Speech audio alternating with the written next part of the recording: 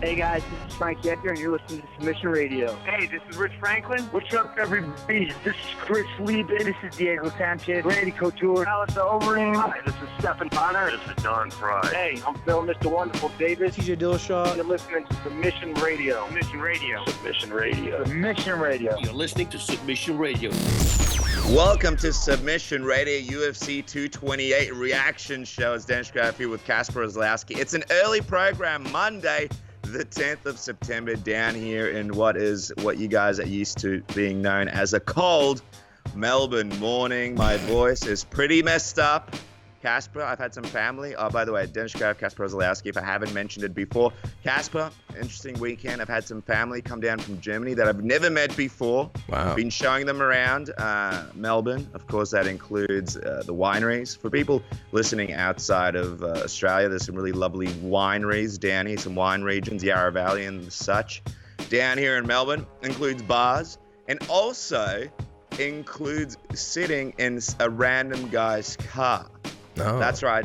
For people catching Ubers, which we do all the time, you know when you order your Uber, you get your sort of car, the type of car that's coming to pick you up, and sort of the location where. And after a few frothies, a few drinks, a few cold ones, early in the morning, I was looking for a Volkswagen Golf, which we found on the side of a reputable restaurant by the name of KFC, which of course is the main reason I go out, and Kasper can tell you guys about that another time. Of course.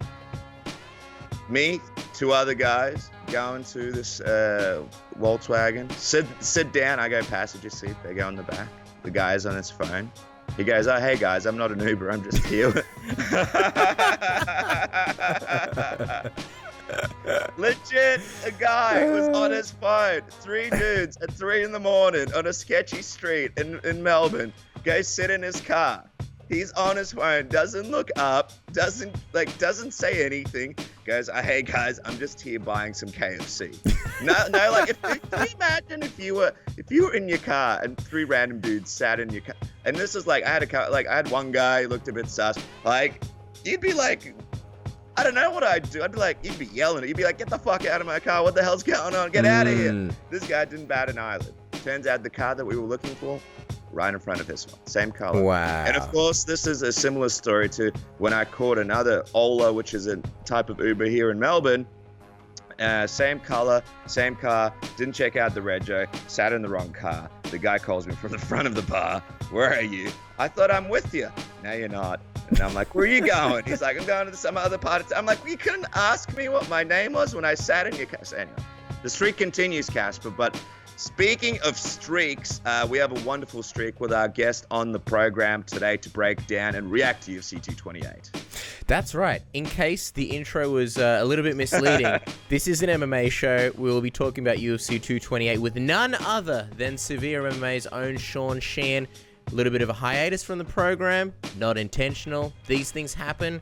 Sometimes people are busy, you drift apart, you argue, messy divorce, but then you reunite. None of those things are happening here today, except for the reunite part. I'm very excited to have Sheehan back on the program again, talk about a whole bunch of things. UFC 228, Tyron Woodley beating Darren Till, Tatiana Suarez beating Carla Esparza, Jessica Andrade with that crushing, devastating win over Karlolina Kowalkiewicz. A lot of other great fights. Zabit Magomedsharipov. There's a lot to discuss, a lot to talk about. I feel a very, very fun episode. Well, it's not really an episode, but a fun reaction / breakdown coming on. It's been a long time since we've spoken to Sean. A lot of pent-up energy. I'm excited about what we talk about and some of the fun discussions that are going to pop out. But just quickly, a couple of words from our sponsors, right, Dennis? Yeah. Before we jump to the fun, just want to quickly thank a couple of people that we're very excited to be in bed with. And now we're not talking about Aleksei Overeem now. I don't know. For some reason, a long time ago, me and Kasper thought we would do a series where we interview people, and it would be like in bed with, and it would be like in bed with, and we'd have like a sleeping cap, and we'd all have pajamas and candlestick holders, and fluffy slippers. I don't know. This thing, like, we actually thought about it, and we thought, man, that like have a little set, like it'll be like a story time thing. like a Jimmy Kimmel-esque type stuff. But Yeah. anyway, Or Conan O'Brien. Like, it'd be Conan silly. O'Brien style. It would be And silly. Alistair Overeem would be like the perfect guy for it because he's so serious. And it'd be like an interview, and then like halfway through, you'd be like, more tea, Mr. Overeem? And they'd be like, yeah, I think I will have more tea, yeah. Well, I'll tell you what, now that we bring, because that like it went, that was dead, that idea for a while, but now that it just randomly Now popped it's into my back. head for some reason, we were supposed to talk about our sponsors. It actually sounds awesome. Yeah. That I reckon it. I don't know. Let us know in the comment section below if you think this is something that you'd like to see in the future. But anyway, very, very excited to be working with Musashi leading into UFC 229. They're helping get us over there to Las Vegas. They're a great, great company based here out of Australia. They support local fighters, guys like Robert Whittaker. They've supported us when we went up to UFC 214 for the big John Jones DC fight, and they're supporting us once again. I just want to quickly let you guys know. Obviously, it's the protein I've been drinking for years and years and years, long before they came onto this program. That's why we sort of came together, because I wanted them to be a part of this whole submission radio crazy journey that these kids, that us crazy kids are having. But I want you guys to go to musashi.com.au. Check out the website. Some fantastic products on there. Of course, you can get your proteins. Your protein bars are delicious. And like I said last week, Cass, the strawberry protein, that is the only strawberry protein that I can enjoy when it comes to the stuff that's out in the market right now, the Musashi one. It's absolutely delicious. It's a fantastic company. Again, they're behind us for UFC 229, and I'm excited to talk about more products in the weeks leading into UFC 229, Cass. So very excited to be working with these guys. People making jokes in the comment section last week saying that Dennis is going to be handing out Musashi supplements at UFC 229. We cannot confirm or deny, but that will definitely be happening. I'm going to be jacked up on protein. Yeah. I'm going to be zipping around. Yep, that's right. No, it's going to be hilarious. By the way, comments, if you're still listening, if you haven't tuned out because you're like, where is the MMA talk? Give us your comments in the comment section below. I think we responded to almost every single comment last week, and that's kind of the trend that we want to continue. We want to know exactly what you think about everything that we're going to talk about. Tyron Woodley, the whole fight card, top to bottom, everything that we speak about. So make sure the comments come in. But just quickly, before we cut to Sean Sheehan, because I believe he's waiting patiently on the line, don't want to keep the man waiting for too long. Did you know, Dennis, other than Tyron Woodley defending his belt this past weekend, there's actually another world champion stepping into the octagon? Did you know this? No, Hear I about did this? not. No. Air Asia, currently undefeated, heavyweight champion, sponsoring Submission Radio for UFC 229 coverage. Air Asia is the world's best low-cost airline, as awarded by Skytrax Awards for 10 years running. 10 years. They're like the Fedor Emelianenko of Skytrax Awards. Just taking scalps everywhere. Awards. 130 destinations. That's a lot of destinations. If you want to do some jiu-jitsu in Japan, go to its origins, its roots, you can do it. You want to do some Muay Thai in Thailand? You want to meet Chris Cyborg? I can't guarantee it, but you can do Muay Thai in Thailand. I mean, she's there a lot. The chances are, like, really, really high. She'll probably be there, like, when you get off the plane. You want to kick it old school, maybe do some Wing Chun in China. Nothing's stopping you except yourself. But Air Asia are here to help you, so you can do it. Asia's like the heaven for martial arts and MMA fans. You want to go to one championship show? You can do it. You can probably meet Rich Franklin too. Again, can't guarantee it. Air Asia connects you to over 130 destinations across Asia. That's a lot of destinations. And we're very, very proud and very, very lucky to have them sponsoring us for UFC 229 and powering all of the content that you will be seeing. A lot of video content, a lot of action, breakdowns, interviews, weigh-ins, stare-downs, everything will be powered by Air Asia. So big thank you to them. Anyway, Sean Sheehan is like, where the fuck are those guys? He's probably thinking about hanging up right now. So enough dilly-dallying. He's on the line right now. He's patiently waiting, and I'm very excited. And Dennis, you're about to introduce him. All right, guys. You know this next man for being the face and the voice is one of the biggest MMA podcasts in the world, Severe MMA. He is known for his useless fact of the day and was MMA media's most treasured personalities. Perhaps the number 121 Pilots fan in Ireland, according to his Instagram stories. And by the way, useless fact of the days. How about these ones? Rubber bands last longer when they're refrigerated. Peanuts are one of the ingredients of dynamite. And how about this? For all those people in New Jersey, 2/3 of the world's eggplants are grown in New Jersey. I'm introducing, of course, Sean Sheehan to Submission Radio. Sean, welcome to the program. How are you? Thanks very much for having me. Two things. I hate eggplants. I tried my first eggplant about 2 weeks ago for the first time, and they're absolutely disgusting.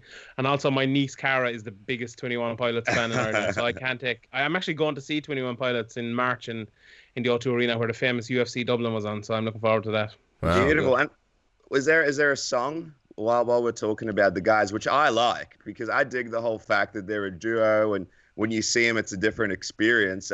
Is there a song that pops out in the playlist? Yeah, they have a new song just out like 2 weeks ago, Nico and the Niners it's called. So it's kind of like rock rap kind of a song. So that's really good. They have loads of good songs, like Migraine is one there. Lots of people know Stressed Out, maybe it's a famous song. They have loads of good songs, really. Like, Stressed Out is in my shower playlist. I play it after work. But let me ask you this.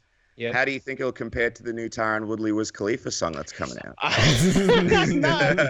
I'm waiting with bated breath. I'm looking forward to the tour. I hope they'll come to I hope they come to there's Ireland. going to be a tour, you think, in Ireland as well? There has to be. Wiz Khalifa Tyron Woodley one. He's a world champion, like, so you have to take it all over the world. If you want to run that gimmick and you want to get into the rap game, you have to do it. You have to travel with it. No point just bringing out a single. You know where this is leading, right? It's going to be Tyron Woodley, Wiz Khalifa. They're going to insert themselves in this beef between Machine Gun Kelly and Eminem. It's the only way to do it. I know, absolutely.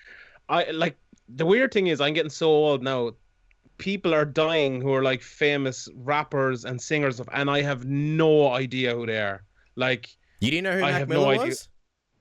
No, never heard of him until he died. Not a hope. There was someone else as well a couple of weeks ago who died, and I had never heard of him until he died. Never. And this Machine Gun Kelly guy, someone sent me a song of his back when Stipe first won the title, I think, and I genuinely thought he was a parody. He's so bad.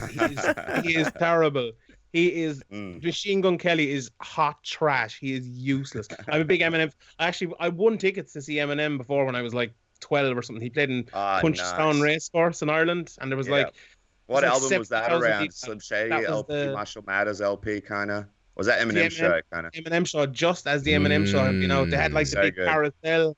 They had the big carousel on stage and stuff. Yeah. Yeah, actually, I think that's on DVD. That concert. I think that actually they released that. Yeah.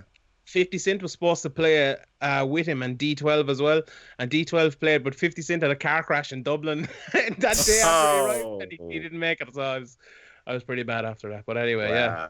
I've no idea who any of these people are, let's be honest. Yeah. Well, I was going to say that I went to an OB trial. How about this for a blast from the people tuning out? Well. Like, people are like, where's the UFC 228 people? But just quickly, I went to an OB Trice concert recently. It was a month ago or something. It was the roughest crowd I had ever seen in my life because the opening act were all these bogans, which are like Australian rednecks from like out in like state Victoria. They were rapping about just ridiculous stuff that I don't really want to repeat on this program. And everybody was on ice, the drug ice. Usually, you know, people smoke weed at a rap concert. Everyone was on ice. There were fights everywhere. Then Obi Trice came out. He was so drunk that he forgot the words to his biggest song, Cheers. Wow. And then he almost fell off the stage with his hands down his pants. Sounds like a good night out.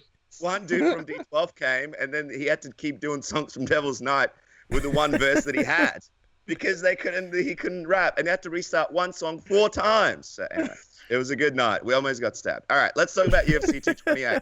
Casper, speaking do we have to? Can we go more rap? No? Okay, go on. UFC 228. Let's go. Well, I'll tell you. Yeah, I don't know. People, yeah. Anyway, there's stories, Sean. There's a lot of stories. I feel like I felt like Diego Sanchez and Jim Miller should start a country rock band. But anyway, let's move on. Casper, UFC 228, Tyron Woodley's performance. It was an impressive one. What did you think of it? I loved it, man. I love the way that he opened up with those couple of sequences where he sort of rushed Darren Till. He sort of showed him that, you know, he's got some dangerous strikes. He also showed him that he's got some grappling, that he's going to take him down. Obviously, things that Darren Till knew, but it gave him a lot to think about. And sort of looking at Tyron doing his work, he feinted a lot with the jab, but he also feinted a lot with takedowns. And I think that's kind of what sort of froze Darren Till. And even though Tyron didn't really have a ton of success in the early goings with the wrestling, I think that kind of set everything up and why. I mean, when the stats came out, we retweeted him just before, Darren Till landed 1 strike, and it wasn't even a significant strike. I mean, if that's not dominance, I don't know what is. This is a guy that was going in there as the betting favorite, and Tyron Woodley just absolutely destroyed him. I mean, it's almost like the streak continues. We speak about it all the time, where Tyron Woodley sort of he's never somewhere in the middle. He always has spectacularly amazing fights, or he has fights that are not really all that entertaining. And this is complete domination. I think it was arguably his, maybe not from a technical perspective, although you could say certainly as well, but this is probably his best performance as champion, other than, say, the first fight where he actually won the belt. What did you think about it, Sean? Were you impressed? And also, Darren Till sort of talking about he didn't really warm up properly in the back. Do you think this was the best Darren Till, the best version of Darren Till that Tyron Woodley beat?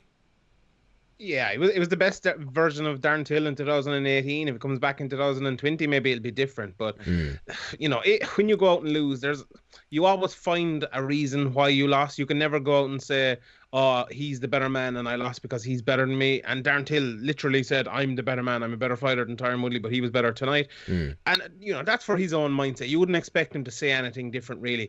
Tyron Woodley was just better than Darren Till, better game plan, better execution, especially. Like, Till came out, and he said it himself afterwards. He came out and he tried to work his way into round one, which is fine. And he said he was kind of doing the same in round two, and then maybe bringing it on in round three or so. You can't do that in MMA. There's too many variables.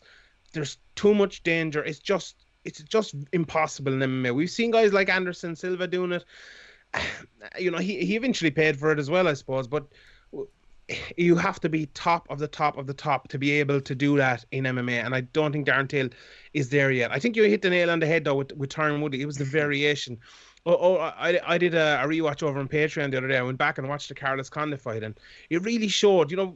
Maybe we've been watching Tyron Woodley over the last 3 fights since he's become champion, and we've seen him go to 3 relatively boring decisions. Okay, the first one against Wonderboy was a good fight, all right, but the very same kind of performance he gave in 3 fights in a row. But it's interesting to go back and look at Tyron Woodley, and look, he can get takedowns. He can rush forward. He can use the clinch. He can do everything. Tyron Woodley is one of the most well-rounded fighters in the world, and people seem to have forgotten that. And I think it came back really well here against Darren Till. As I said, at the very start of the fight, he was circling really quickly. He looked like Wonderboy coming out at the start of the fight. Yeah, he was going forward, hit him with a couple of shots. Then it got into a clinch. He didn't really want the clinch, I don't think, but once he got there, he took it. Till moved him to the cage. There was kind of a back and forth, but Till couldn't get anything off you. You said there he landed 1 strike and it wasn't significant. I thought it was pretty significant. I know the significant strikes things is a lot of bullshit anyway. Sure. Only one time in the whole fight did Darren Till actually back him against the cage and get Tyron Woodley to where he wanted to be. One time in 9 minutes of a fight. That is absolutely astonishing. And Tyron Woodley, for the rest of the fight, he just, he didn't let himself get his back up against the cage. He didn't let Darren Till counter him. He was faster. He countered everything Darren Till threw, and it was the counter that really ended the fight. In the end, he hit him with that big counter of kind of the.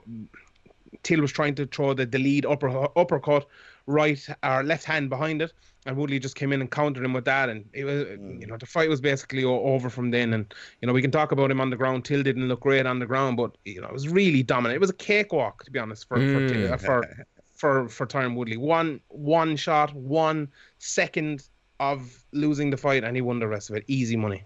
Yeah, and I really, all excuses aside, I really do think it was the variation that sort of froze Darren Till. But I was still surprised that in his mind, he didn't sort of at least try and be more aggressive, because people were talking, and we were breaking this down with Jimmy Smith, how, Tyron sometimes has, I guess, struggled with guys that really pressure him, like a Rory McDonald or even Nate Marquardt and other guys. And Darren Till sort of fits the bill for a guy who can be overly aggressive. So I think that's kind of something that shocked me a little bit. But, people have spoken about, the moment. And I know Tyron has often said that he never had his moment, because UFC 201, when he won the belt against Robbie Lawler, it was kind of sandwiched between 2 massive pay-per-views. Obviously, the Diaz McGregor rematch, and then of course he had UFC 200, and then every fight since has been marred with some kind of controversy. The Wonderboy fight, first one was a draw, the second one was I guess pooed on, and then the Maia fight had its own controversies. Do you think this was his moment? Because I felt a little bit of a shift. I felt like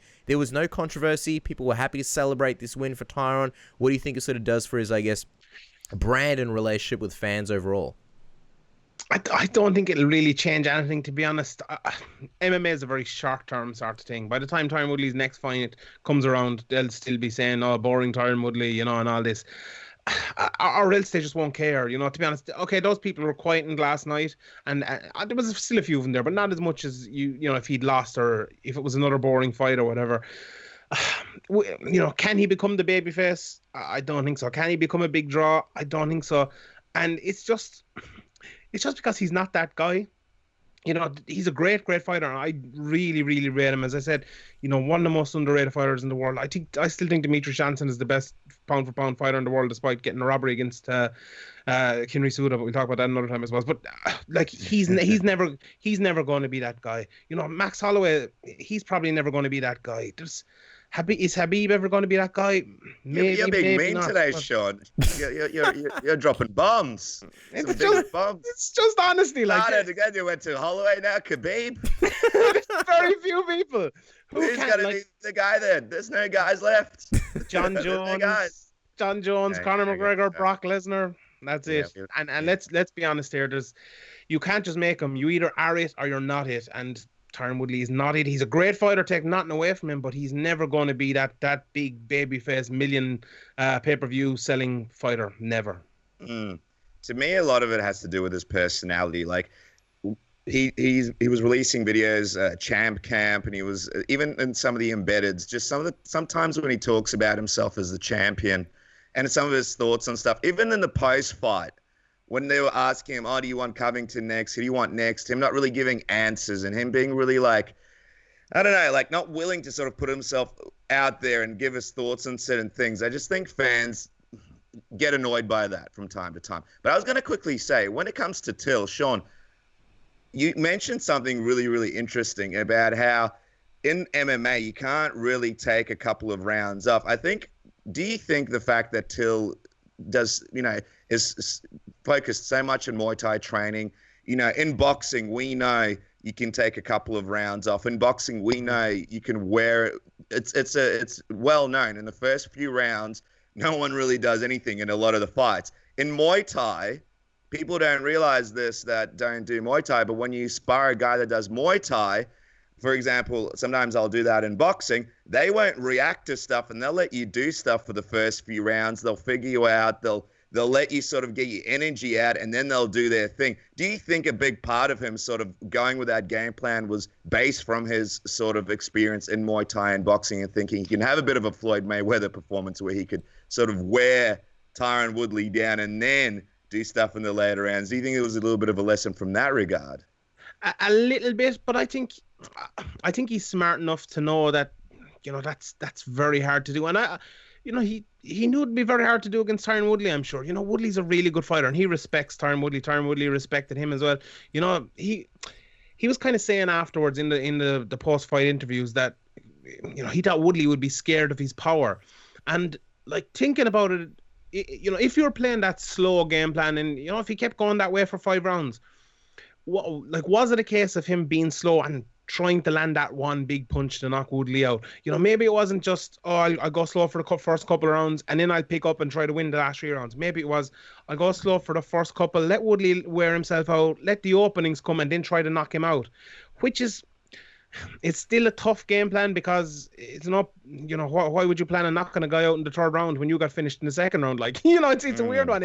And that might sound a bit glib, but that's MMA for you. Like, the MMA, maybe he didn't think it through fully. Maybe he was too confident in his own ability. Maybe it was a bit stupid. Like, let's be honest here, that these things can happen as well. But whatever it was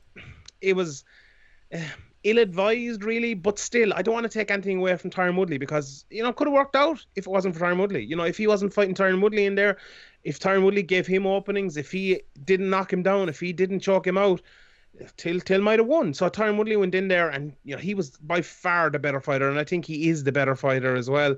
And, you know, Woodley definitely deserved it, but Till didn't. I wouldn't say it like Till didn't shit the bed or anything, but it wasn't a great display from Till. It was like, as you said there, like, sometimes, like, this is a sort of fight, if he never gets a UFC championship, this is a sort of fight he'll look back on for the next 50 years of his life and just say, why didn't I go for it? Why didn't I take it to Tyron Woodley? Like, okay, I could have got knocked out. I got choked out anyway. I got knocked down anyway. Like, why didn't I just go for it? And that's maybe a little bit harsh to say, but I'm sure he'll be harsh on himself if that turns out to be the case. So it's, unfortunate, but as I say, credit to Tyron Woodley. You know what else? I never realized how old Tyron Woodley was. 36 years old. He's getting on in age. That's pretty crazy. Did anybody, when you guys saw that because he looks great, obviously, for his age. You can mistake him for someone in their 20s. Yeah.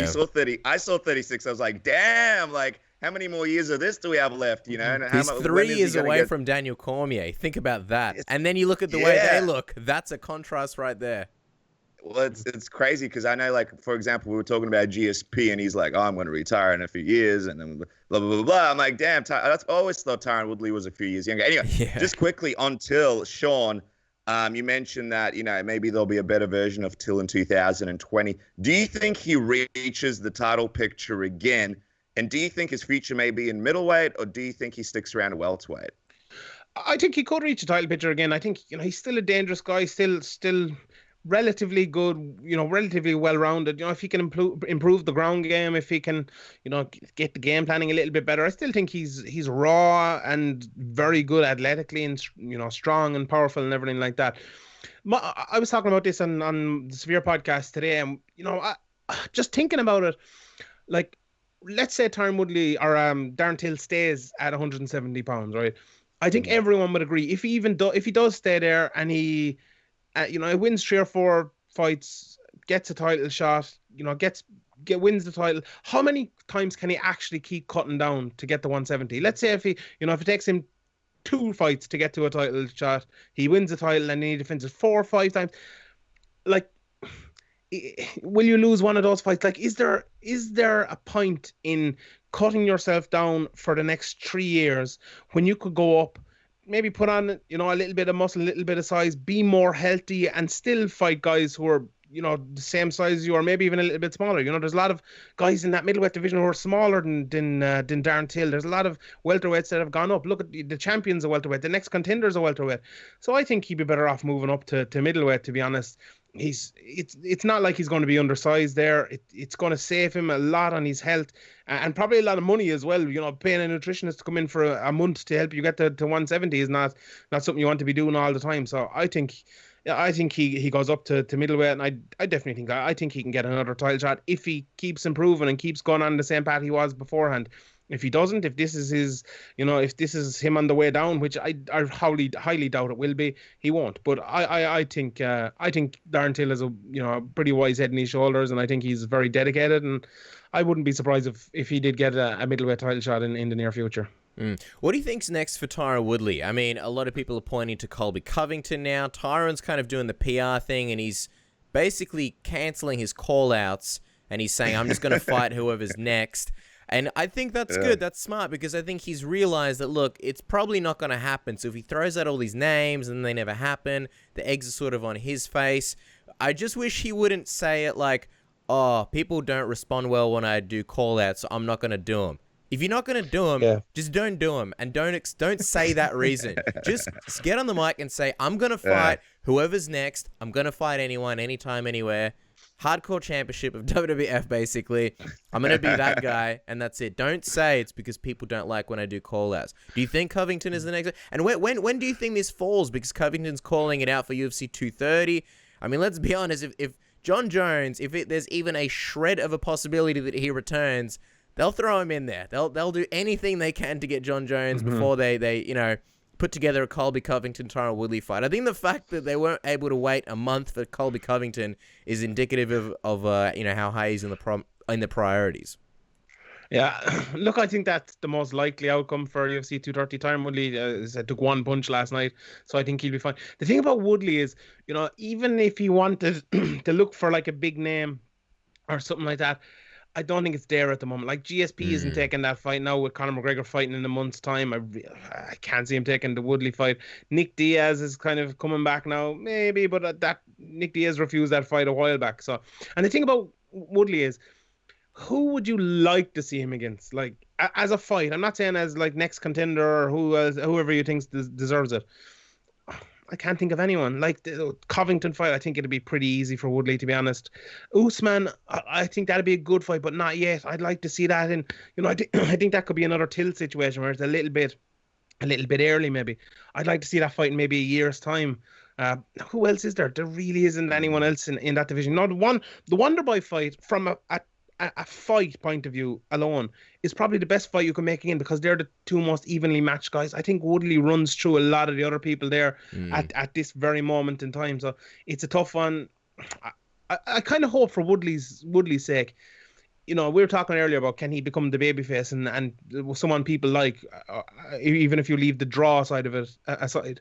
If he does that, comes back on a month or 2 months notice or whatever it is, goes in and beats Colby Covington, who people don't really like, maybe that could turn a few people. And it's a very, very, very winnable fight for him. So I think I think he probably will do it. I think he'd be happy enough to get on a Nate Diaz card as well. Let's not forget that if he's getting pay-per-view points and Nate Diaz is on it, he has the draw there with him, and he's going to be in the main event. So that seems like money in Tyron Woodley's pocket, and that is something Tyron Woodley will think about. He is a smart guy, a smart businessman, smart fighter, and he will be thinking about that. So I'd say that's the most likely bet.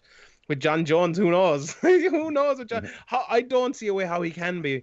I really do not. Like, John Jones should be banned for 4 years. Like, you're gonna say forever? Away, no, not forever. But I was going to say 3. But you could probably get away with banning him for 3 years, maybe 2 years. Okay, if you're fucking sticking a vote up. But it's still 2 years to be like what next April or something. It's still a good bit away. But like, if he gets an 18-month ban or a year ban, that would look very weird. So imagine the outrage of people who got suspensions in the past, who like had lawyers and actual good excuses, and then John Jones is like, I don't know how it got in my system, and they're like, well, you can just fight at MSG. But just they'd be like, what the fuck am I doing wrong? Yeah. They'd be like, give me Anderson Silva's guy from last time who had no experience or excuses. I'll take that guy and take my chances with USADA. But just quickly, I think you made some really good points, Sean, about the fights for Tyron Woodley and how, maybe from a fight perspective they're not that intriguing, but I'm a massive mark and I love this Colby Covington matchup.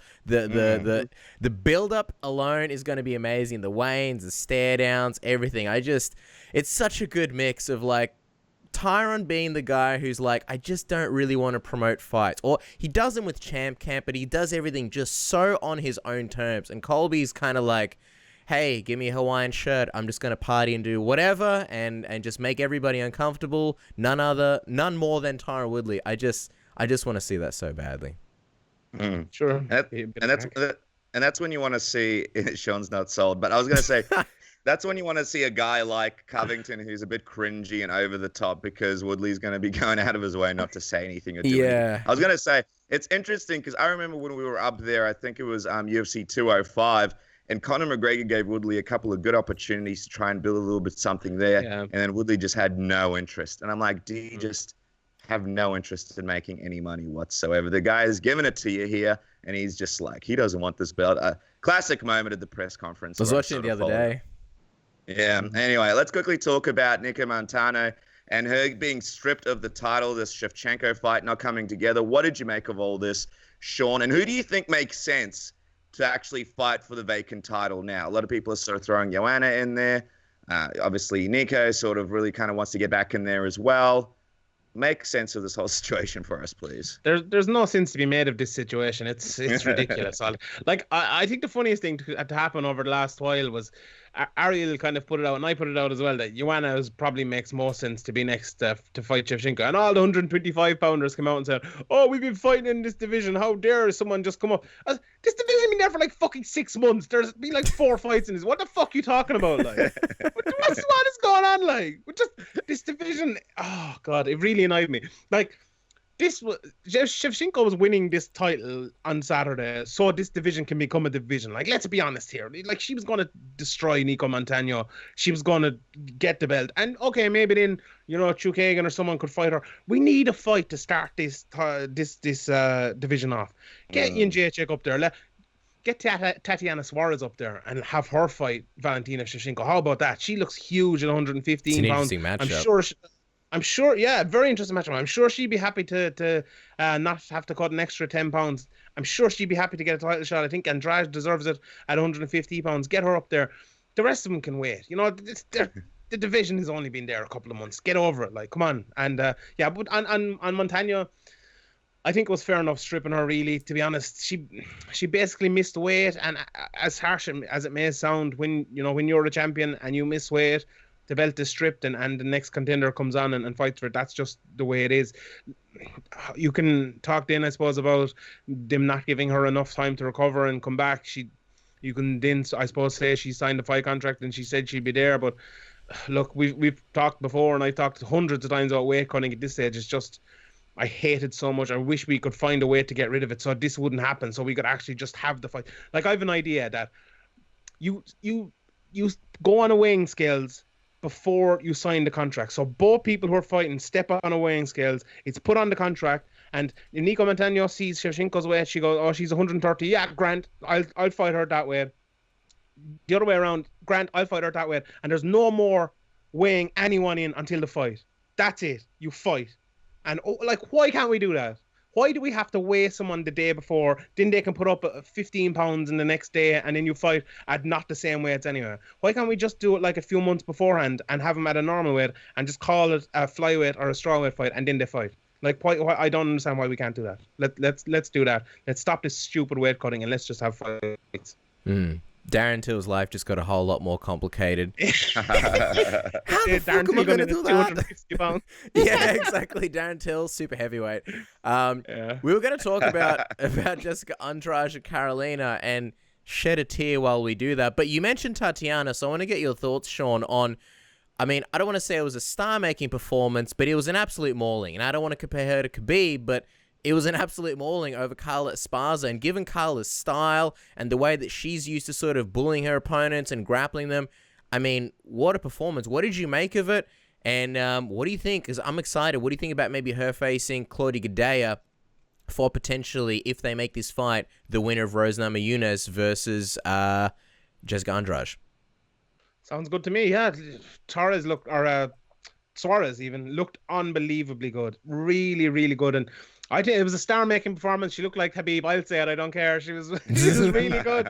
You know, I like coming into this fight. I know she's really good, but I think Carla Esparza is really, really underrated. I think she's a good fighter.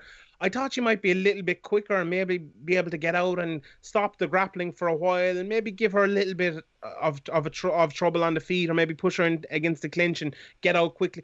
She just couldn't do any of it. You know, she just got absolutely dominated. As you said, former champion. It was absolutely brilliant display, and that moves her to that upper echelon. There's only 3 or 4 people. I think Daniel Cormier said it afterwards on the broadcast. There's only 3 or 4 people in the world that she can fight now. Gadelha is one of them, I think. You could see her getting a title shot. I don't think she will yet. Andrade is another one, depending on how long Rose is out. After that, maybe 125-pound title against Shevchenko. I think that'd be a good fight, but Suarez looks good. Suarez is one of those people, and I think Zabit Magomedsharipov is another one. How are you going to stop them getting a title shot is what I think. Maybe they'll have trouble in a title shot when they meet the best in the world. Maybe they won't. Maybe they'll win it, but they seem like dead set on getting title shot. It was the same with Khabib back in the day. It was like, it was only a matter of time before he got it. And it took him a long time because he kept getting injured and other people kept falling out of fights and everything like that. But she is one of those people, isn't she? She's going to get a title shot. It's just a matter of when. Just quickly on Zabit, what did you make of the performance? Because it was another big sort of win from him. Who should be next for him? Do you rebook this Yaya fight, or do you think this Chad Mendes fight makes sense, the call-out that he made? What would you like to see next for him?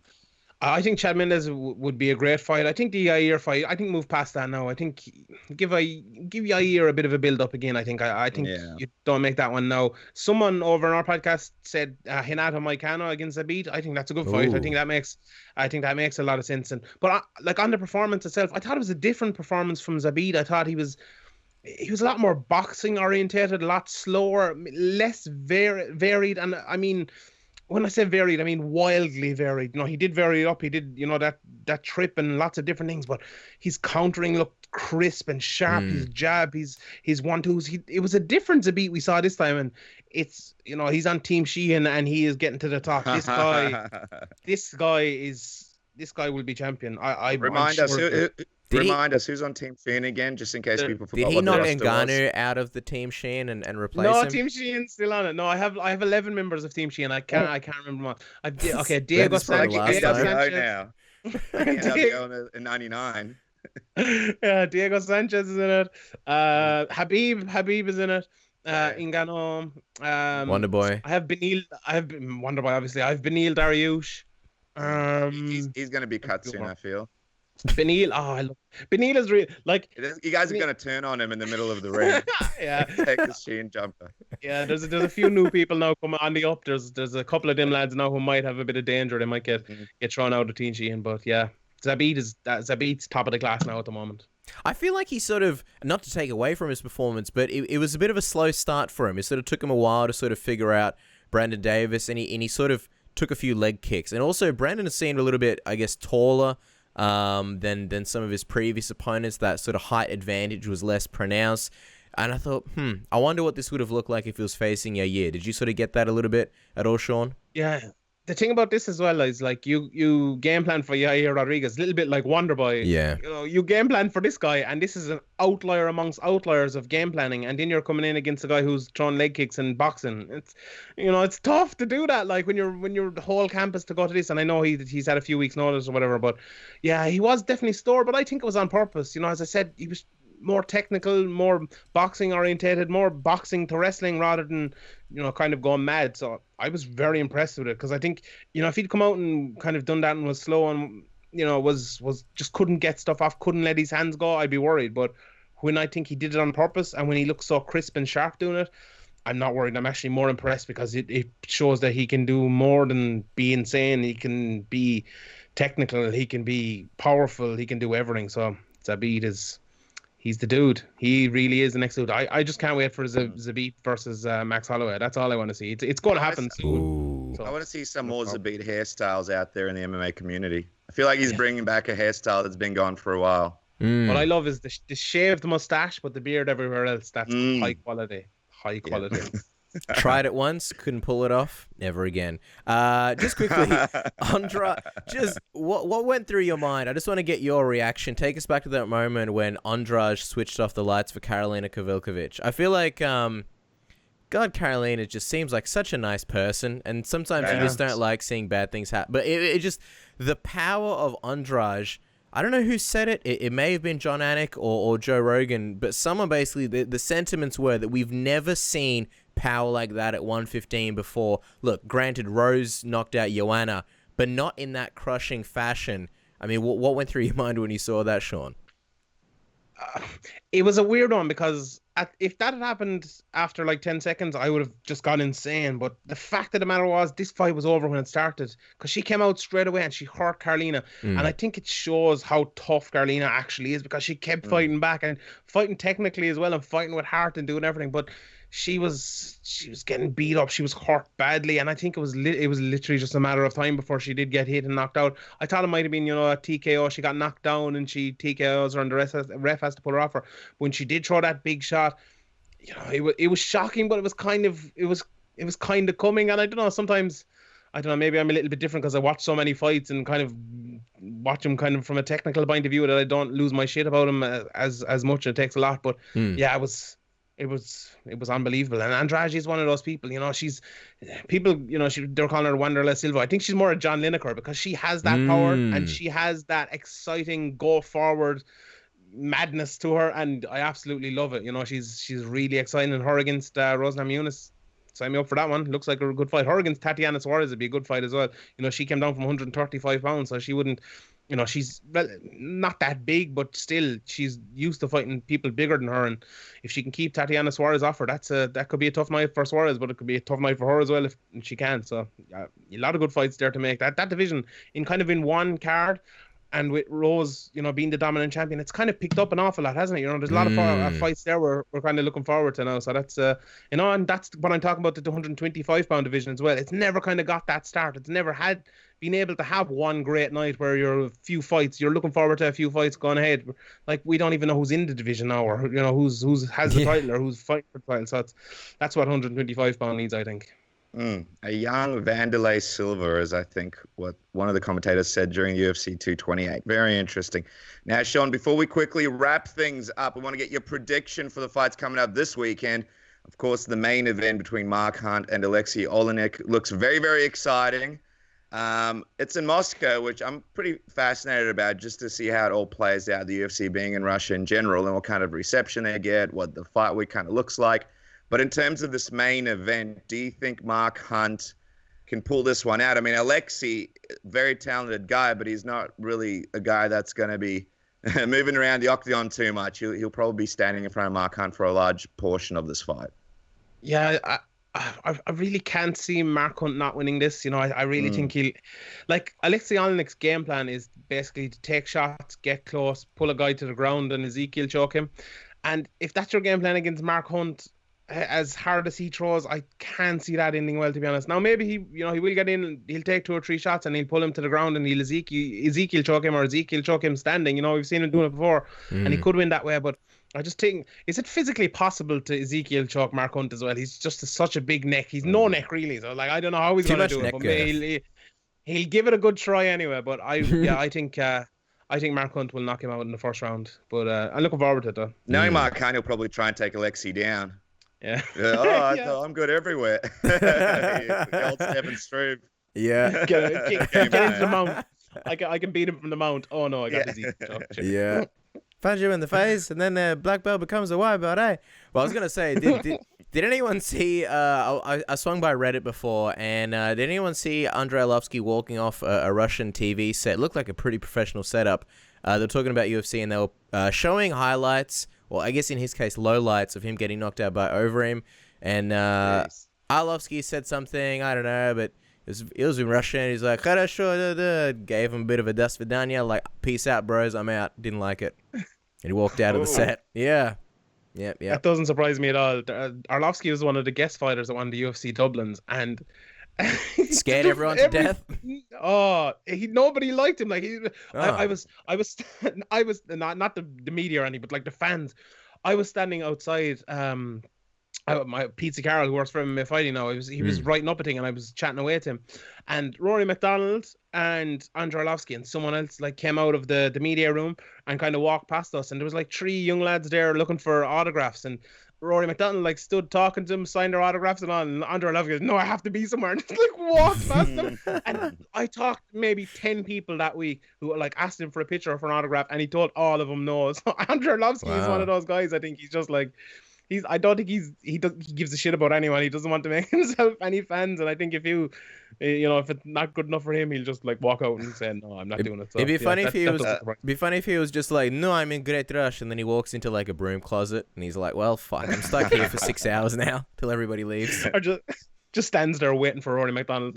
Yeah. 2 feet away. Rory, they're gone. Guys, is anybody there? It's 12 hours later and dark. I'll tell you what, if anybody has beef with Andrei Arlovsky, they can watch Equalizer 2 and watch him get destroyed by Denzel Washington. That might make those lads feel a little bit better. But as we wrap up, Sean, what is going on with Severe MMA? Because we know there's a lot of fun new episodes that fans can check out. What are some of the things that people need to check out right now as soon as they finish watching or listening to Submission Radio? Well, if you go to severemma.com/points, it'll take you right to our Patreon, where you can give us a $5 a month to buy us points. So there you go. It couldn't be simpler than that. We've loads of stuff up there. There's like 200 past posts and podcasts up there already. And there's loads. That's like 4 months, I think. So there's like 50 a month for the price of a pint, basically. So it's pretty good. I do a rewatch every week, go back and watch an old fight and do analysis over it and talk about it. I do a Q&A after every podcast. You get early access to the main podcast. We've I won't say who in case they pull out, as you know, but we have a few good people coming up as you come up to McGregor versus Habib. So we're going to have a lot of analysis of that, breaking news podcast, everything like that, loads of stuff there. There's actually an Origins of Severe MMA podcast that we did last week, which one of our $20 subscribers asked us to do. If you sign up for $20, you can get your own 15-minute podcast that we'll do especially for you, and everyone can listen to it then. But one asked us last week, and as people might know, Graham, who does the podcast with me, is like the producer in the Conor McGregor Notorious documentary and all. And he talked about how that started and how he interviewed Carl Bindred to get Severe MMA going and stuff like that. So that was a really fun one. If anyone wants to sign up to listen to that one, Nice. do that. And Sean Sheehan BA on Twitter and all that. And thanks everyone. Good luck. Is there a $50 subscriber where we can get your green shirt? Because I really like it. I'm looking at it right now. I can't take my eyes off it. It's very sexy. Very good color too. Yeah, if you don't know, Limerick won the All-Ireland hurling final for the first time in 45 years. I there didn't. 2 weeks ago. So yeah, it was brilliant. Yeah, I've been following them all my life as I'm from Limerick, and it was a great day, best day of my life. It was brilliant. So I had to wear it coming on here. I have to support Limerick. So fair play to Limerick and all the boys, and it was great day. Well, I'll tell you what, I think this whole pints thing is working because every time I go on your personal Instagram, Sean, there's plenty of pints going around. So I'm guessing business is good lately. And guys, make sure that the beer keeps flowing because Sean is best when he's nicely lubricated. Guys, check out Severe MMA. And also, as we wrap up the program, just a reminder, no normal show this week. We'll be back with a normal program next week. And a big thanks to Musashi and AirAsia for getting us up to UFC 229. Guys, have a great week. Thanks for tuning in. Hope you recover nicely from UFC 228, and we'll catch you guys next week.